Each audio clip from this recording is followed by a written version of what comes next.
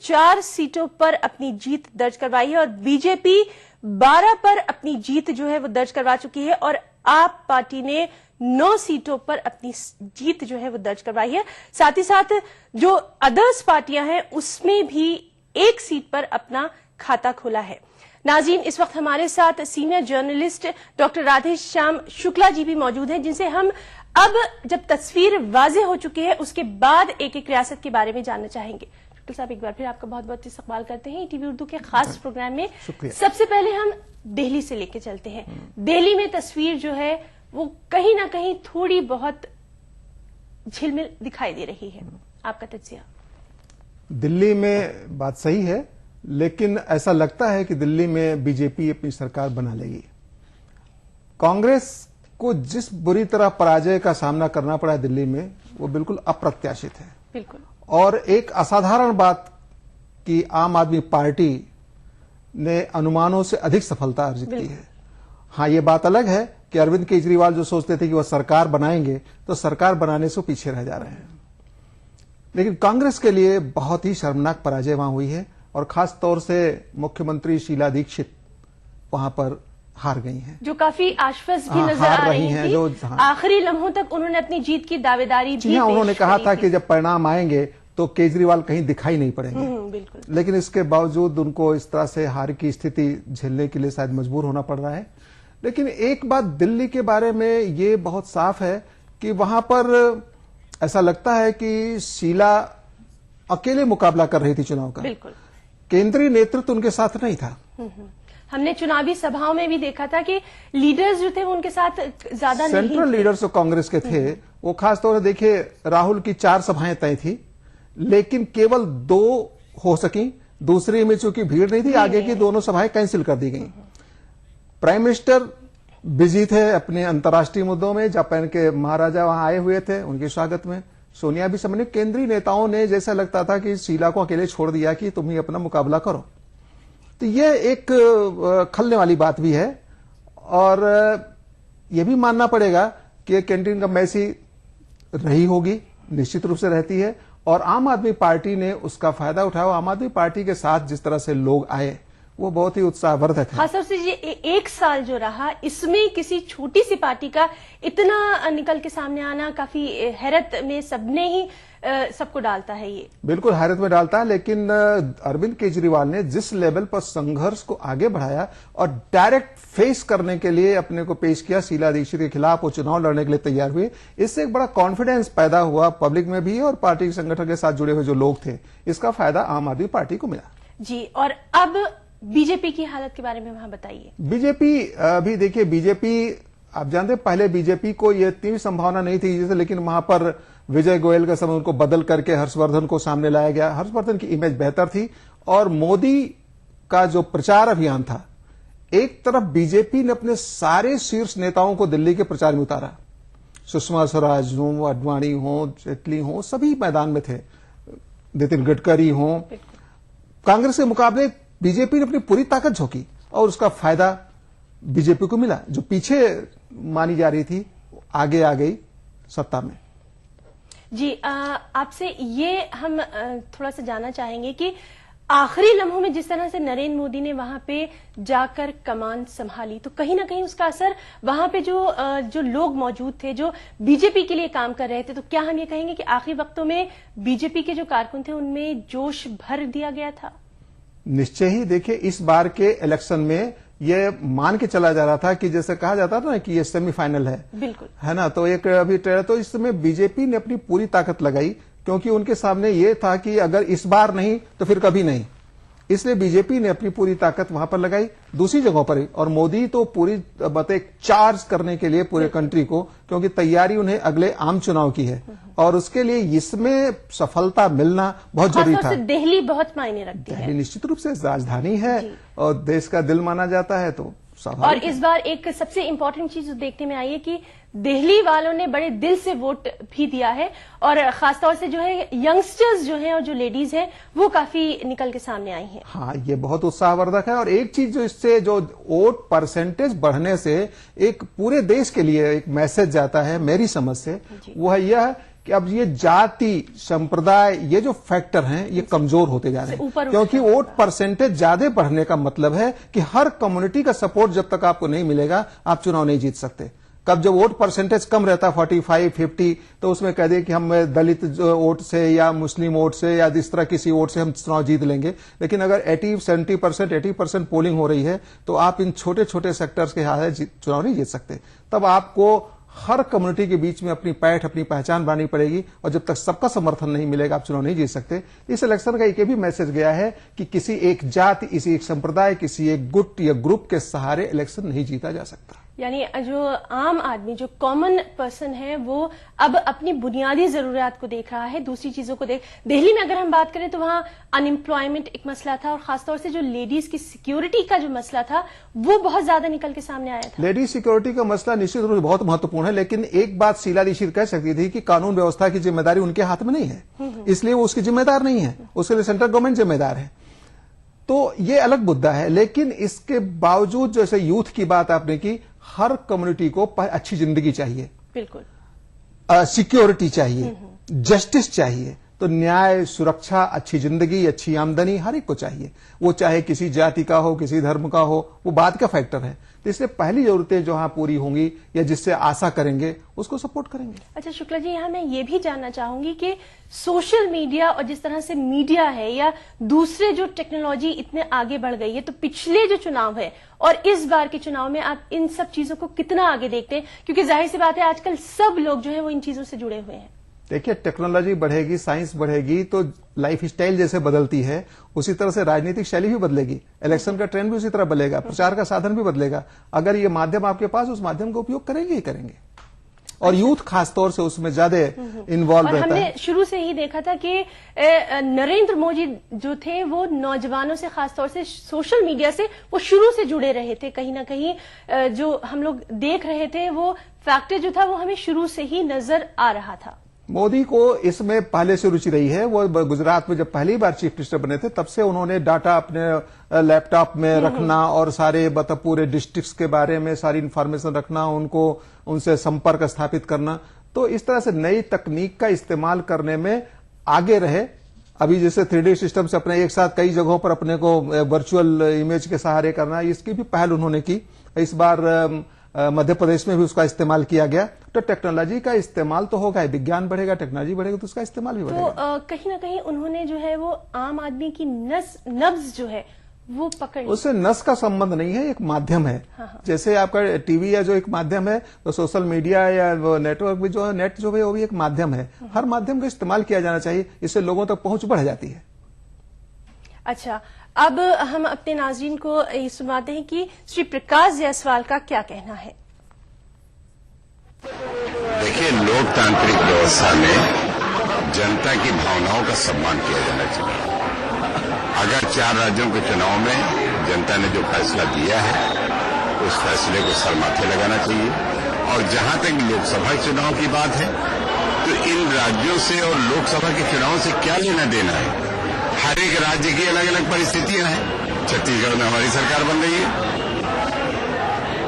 मध्य प्रदेश और राजस्थान में उनकी सरकार बन रही है, दिल्ली में कोई ज्यादा सीटें जीत रहा है, कोई तीसरी पार्टी खड़ी हो गई वो ज्यादा सीटें जीत रही है।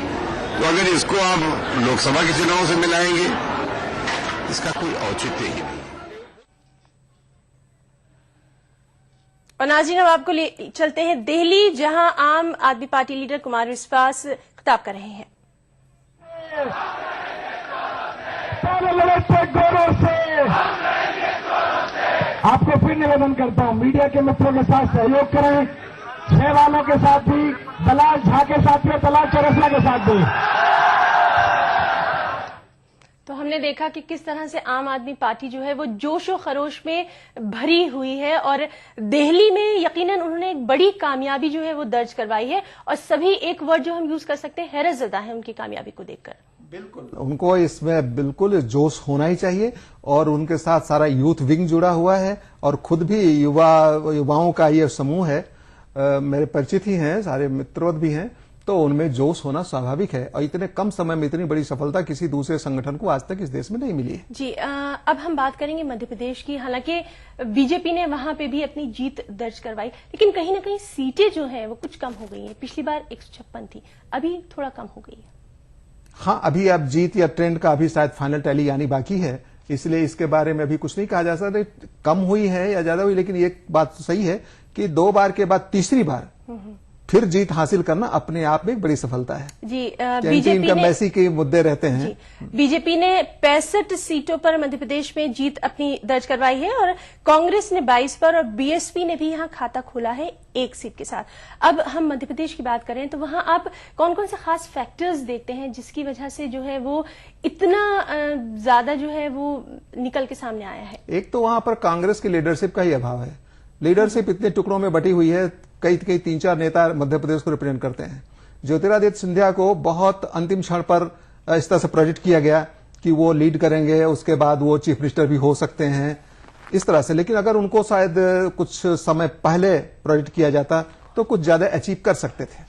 लेकिन वहां पर एक नेतृत्व का अभाव कांग्रेस के लिए सबसे बड़ी बात, और दूसरे चौहान का जो अपना काम है बहुत चुप रह करके, शांत रह करके जिस तरह के उन्होंने विकास का काम किया है तथा विभिन्न समुदायों को, आदिवासियों को जोड़ने का काम किया है। मैं आपको 1 मिनट रोकना चाहूंगी। इस वक्त हमारे पास राजस्थान का ताजा अपडेट आ रहा है। राजस्थान में बीजेपी ने 100 सीटों पर अपनी कामयाबी जो है वो दर्ज कर ली है और कांग्रेस ने 10 सीटों पर कामयाबी करी है और दूसरी पार्टियां जो है उनका 3 सीटों पर अपनी कामयाबी उन्होंने दर्ज करी है। अब जब राजस्थान की बात कर ही रहे हैं तो राजस्थान में तो साफ तौर पर कमल खिल गया है। राजस्थान में तो बिल्कुल आश्चर्यजनक सफलता मिली है वसुंधरा राजे को और मोदी को, और कांग्रेस तो ऐसी कल्पना नहीं की होगी कि इस तरह से उसको हार का मुंह देखना पड़ेगा। लेकिन जो बात मैं दिल्ली के बारे में कह रहा था, राजस्थान के बारे में भी वही सही है। राजस्थान की भी, जैसे आपको पता है कि राहुल गांधी गहलोत को नहीं चाहते थे इस बार चीफ मिनिस्टर हो, वो सीपी जोशी को लाना चाहते थे। सीपी जोशी को नहीं लाया गया, गहलोत को मतलब वहां के पार्टी ने सपोर्ट किया। तो ये भी अंदर की, आप टिकट के बंटवारे में 60-70 सीटों का जो पहले एक तरह से वो टिकट के, वो तो उसमें तो गहलोत की पूंछ थी, उसके बाद गहलोत को उसमें नहीं पूछा गया, उसको अलग से। तो ये अंदर की, भीतर की जो फूट है, जो लड़ाई है, उसने उसको निश्चित रूप से वसुंधरा के पक्ष में हवा थी। और खासतौर से ये जो आखिरी जो लम्हे थे उसमें एक के बाद एक गहलोत के अपने मंत्री जो थे वो कहीं ना कहीं किसी न किसी चीज में फंसते नजर आ रहे थे। हाँ, वो फंसे नजर आ रहा है, लेकिन वो ज्यादा बड़ा फैक्टर नहीं। लेकिन इनर फाइट जो पहले से जिसकी प्रिपरेशन होनी चाहिए, क्योंकि काम तो नीचे के लोग करते हैं ना, जो वोट को कन्वर्ट करना रहता है, मतलब पॉपुलेशन जो भी है, जो सपोर्ट आपका है, जो पॉपुलैरिटी है, उसको वोट में कन्वर्ट करने का काम तो ऑर्गेनाइजेशन करता है। और ऑर्गेनाइजेशन का अगर उत्साह कम हो, अगर उसमें फूट हो, तो उसका तो नुकसान पार्टी को उठाना पड़ेगा। अच्छा, जैसे आपने पहले भी कहा था कि अब हमें किसी भी मजहब या फिरके या किसी भी चीज से ऊपर उठ के देखना होगा, फिर भी मैं ये जानना चाहती हूँ कि राजस्थान में मुस्लिम फैक्टर जो है वो कितना? देखिए, अभी आपने देखा होगा कि जो इसमें आ रहे थे टीवी पर कि तमाम मुस्लिम यूथ बीजेपी के पक्ष में बातें कर रहे थे। यह गुजरात भी प्रमाणित कर चुका है कि वहां मुसलमान साथ में था। आज ये मुद्दा खत्म हो रहा है, खत्म हो जाना भी चाहिए, क्योंकि वोट बैंक पॉलिटिक्स इस देश को बहुत नुकसान पहुंचा रही है। और सबसे बड़ी बात, अगर जस्टिस आप दें तो डेमोक्रेसी में सबके लिए यूं ही अच्छी अवसर रहेंगे।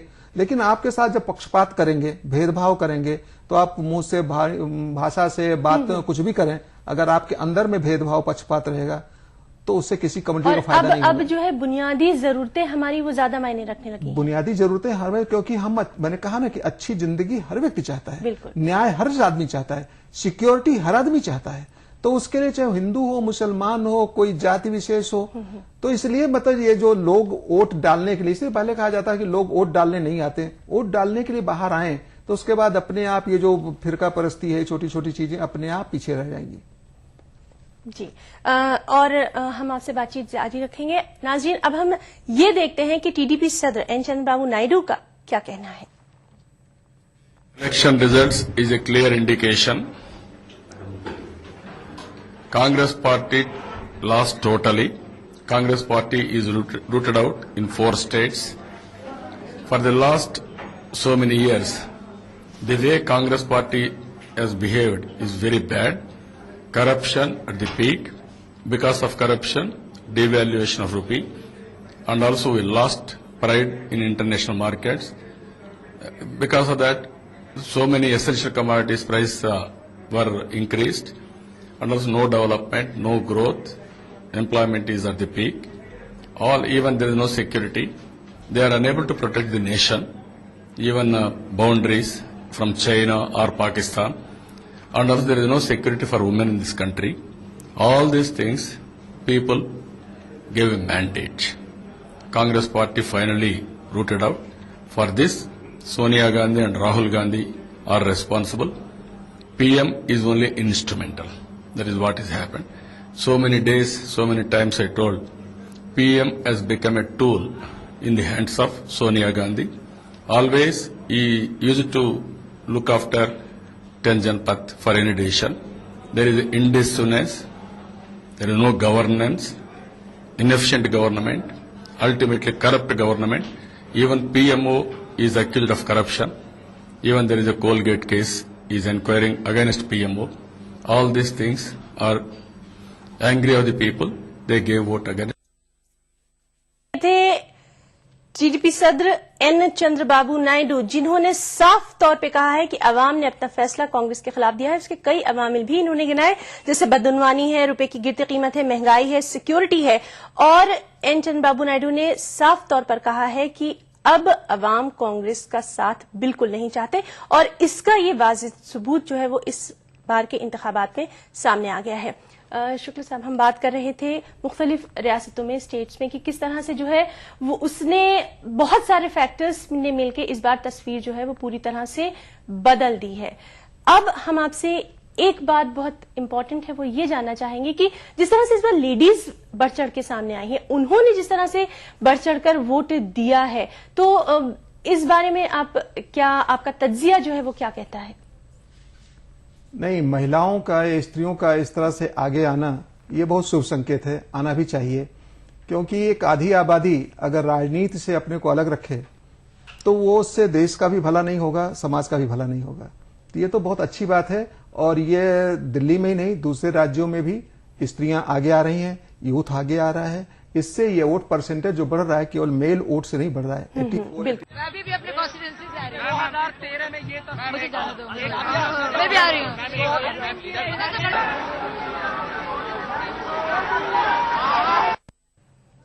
तो नाज़रीन, आम आदमी पार्टी की शाजिया इल्मी से जो है वो मीडिया बातचीत करने की कोशिश कर रहा था।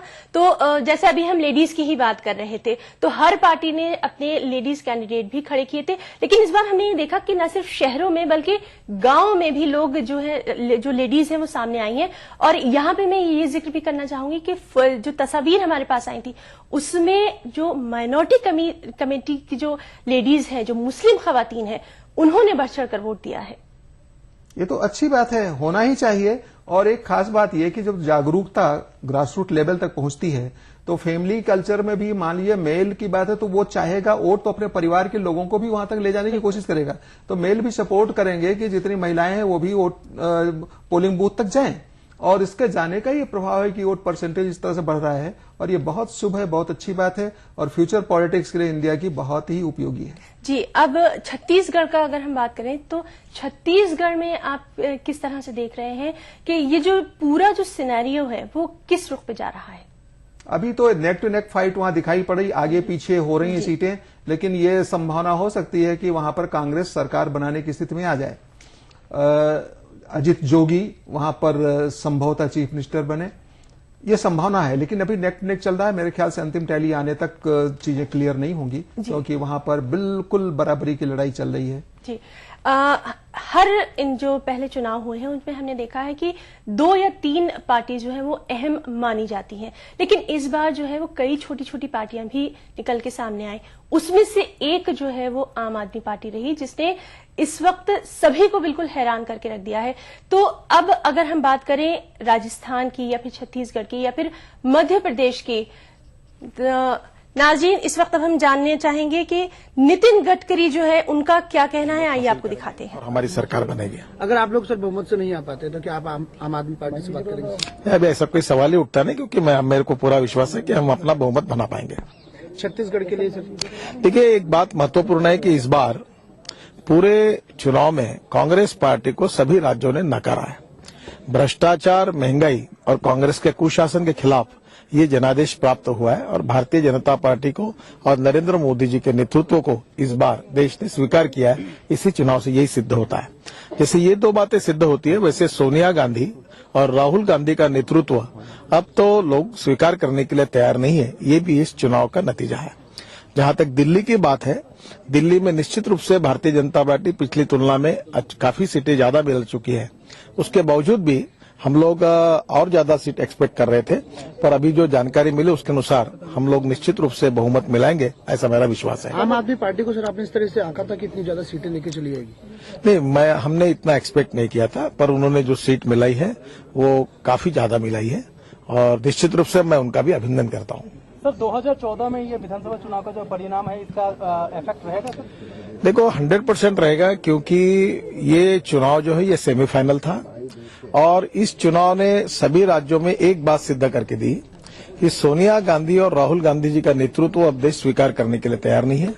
कांग्रेस पार्टी को देश की जनता बदलना चाहती है और यूपीए सरकार को बदलना चाहती है। तो ये जो मूड है ये इस चुनाव से सिद्ध हुआ है। और दूसरी बात, नरेंद्र मोदी जी का नेतृत्व निश्चित रूप से जनता ने स्वीकार किया है और इसीलिए ये सफलता निश्चित रूप से हमको मिली है। प्रतिफलन नॉर्थ ईस्ट में कैसा रहेगा सर?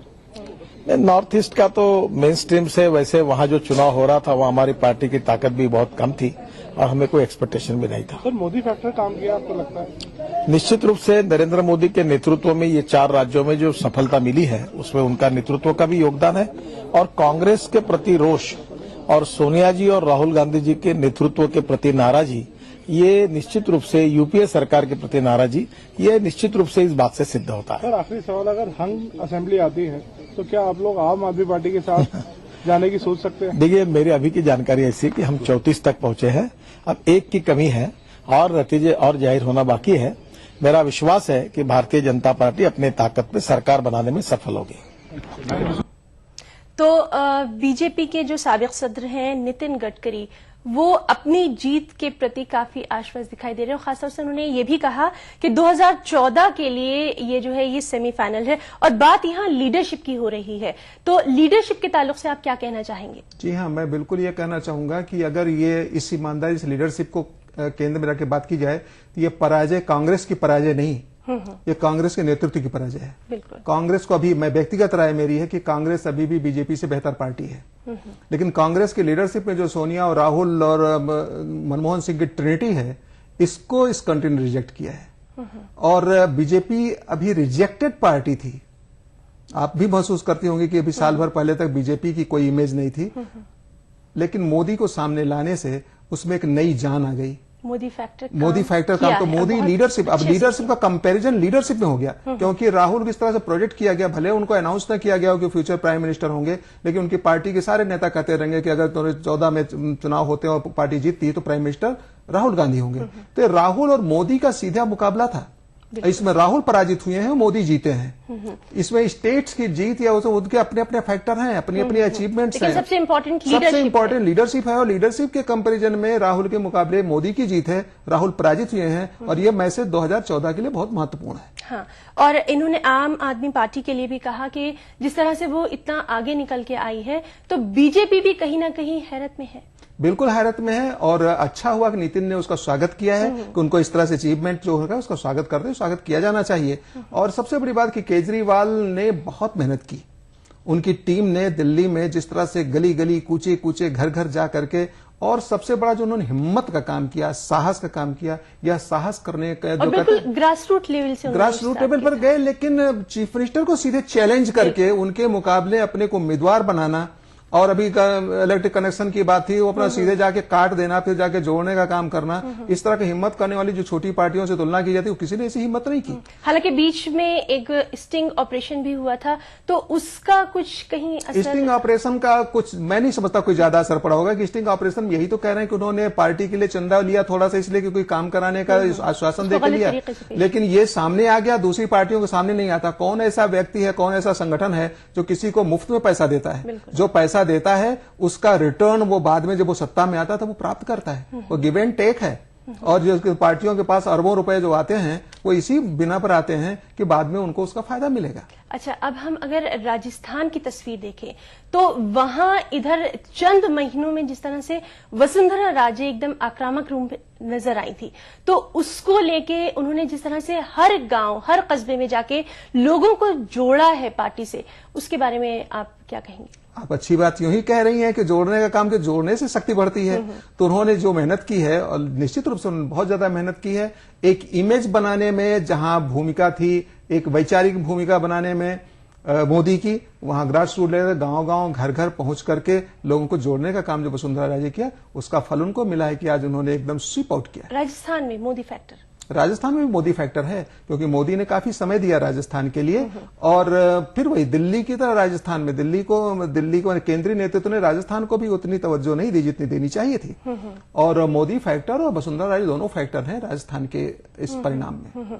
जबकि अगर हम देखें तो अशोक गहलोत ने काफी अच्छा काम भी किया, लेकिन काम का जो ड्यूरेशन था उसके बारे में बताइए। नहीं, आपने कहा कि उन्होंने इलेक्शन जब नजदीक था तब उस तरह के बड़े काम किए। जी। लेकिन ऐसा भी नहीं है। आप गहलोत की बात को भी आपने सुना होगा कि जो उन्होंने किया है काम तो उन्होंने किया है, लेकिन इस इलेक्शन में सिर्फ देखिए आमतौर से अभी चंद्रबाबू नायडू की बात, चंद्रबाबू नायडू का काम तो था लेकिन वो चुनाव में हार गए।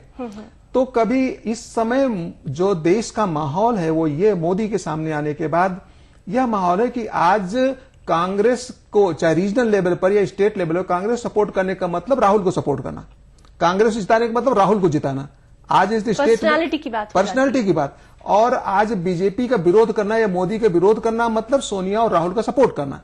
तो इस लिहाज से ज्यादातर वोटर जो डिसिसिव हुआ, जो निर्णायक वोट हुआ, वो इस इमेज के साथ हुआ कि केंद्रीय नेतृत्व का फिर वही मुद्दा आ गया कि केंद्रीय नेतृत्व के मुकाबले चूंकि एक मैसेज दिया जाना चाहिए था कि हम राहुल के साथ नहीं है, मोदी के साथ। अच्छा, छत्तीसगढ़ में क्या आप देखते हैं, जबकि वहां पे भी काम हुआ और जैसे कि आपने पहले ये भी डिस्कस किया कि वहां बहुत दिखावा नहीं हुआ बल्कि काम हकीकी मायनों में हुआ।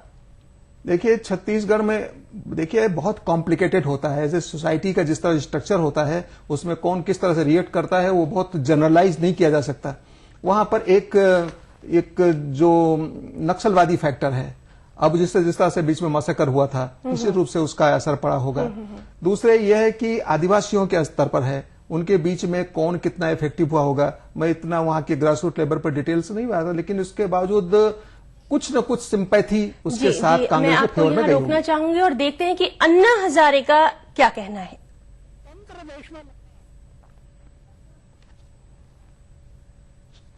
किसी का सपोर्ट लेना चाहिए अरविंद केजरीवाल ने, क्योंकि उन्होंने कहा है कि हम किसी का सपोर्ट नहीं लेंगे, क्योंकि नहीं तो क्या नहीं सपोर्ट जो लेते ना, सपोर्ट लेने से मैंने बोला ना, सपोर्ट लेकर खिचड़ी की सरकार बन गई।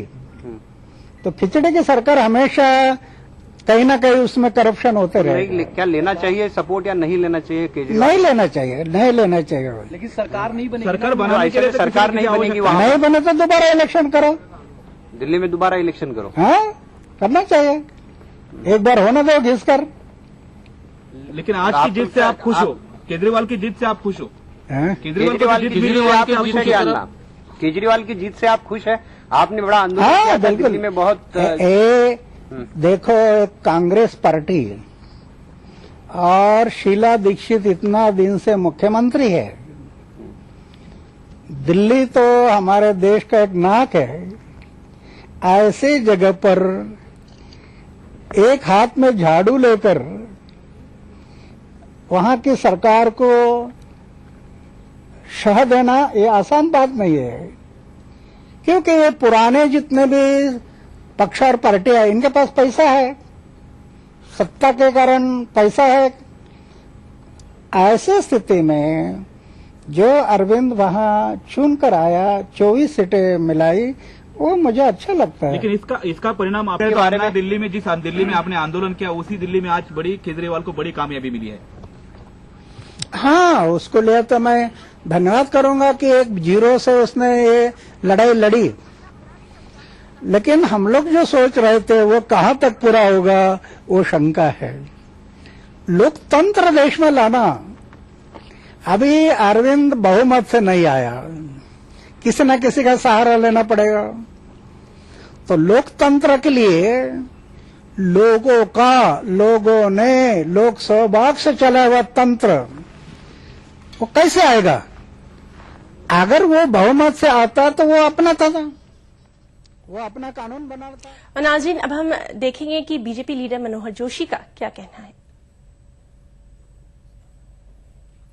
गवर्नमेंट मिलेगा, आशा निर्माण हुई है कि अभी अच्छा गवर्नमेंट मिलेगा और इसके वो में एक खुशी है सभी जगह पर भारतीय जनता पार्टी के लोग चमक रहे हैं। दिल्ली में भी थोड़ा संघर्ष हुआ लेकिन